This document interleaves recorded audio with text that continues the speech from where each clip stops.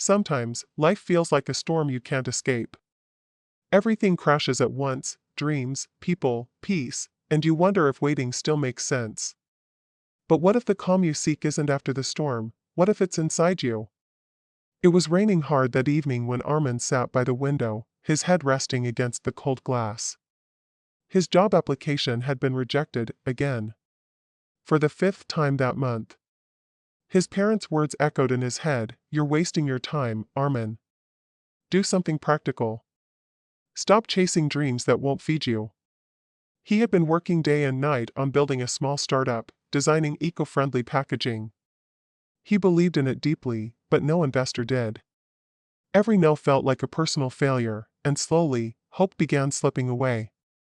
The thunder outside matched the noise in his head: frustration, fear, doubt. That night, he received a call from his best friend, Samir.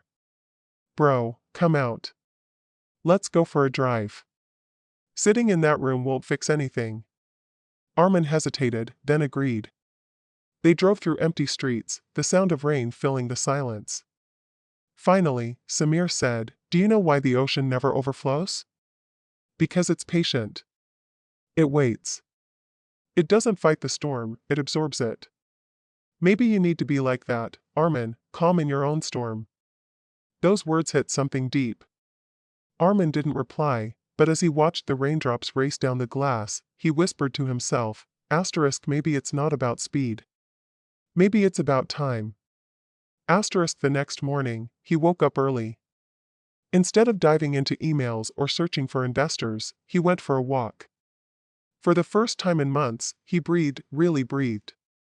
He started setting small goals: improve his product, learn marketing, build slowly. He didn't chase results anymore, he worked for progress. Weeks passed. Nothing changed outside, he still had no clients, no funding, but something changed inside him. He stopped seeing failure as punishment and started seeing it as preparation. The calm that once felt impossible began growing quietly within him. Then, one afternoon, while attending a small local business event, Armin met an older man named Imtiaz. He was a retired entrepreneur who had faced bankruptcy twice before building a successful company. They talked for hours. When Armin shared his idea, Imtiaz smiled. "You have something powerful, son. You just need patience. Most people quit before their seed even begins to sprout." Those words became his anchor. Imtiaz became his mentor, guiding him step by step. Months rolled into a year. Armin's designs started getting noticed online. Slowly, orders began trickling in. His small workspace turned into a modest company. The same people who once doubted him now admired his calm strength. But then, just when everything seemed stable, disaster struck again. His main supplier failed to deliver materials on time for a major order. His clients threatened to cancel. His small team panicked, everyone looked to him for a reaction.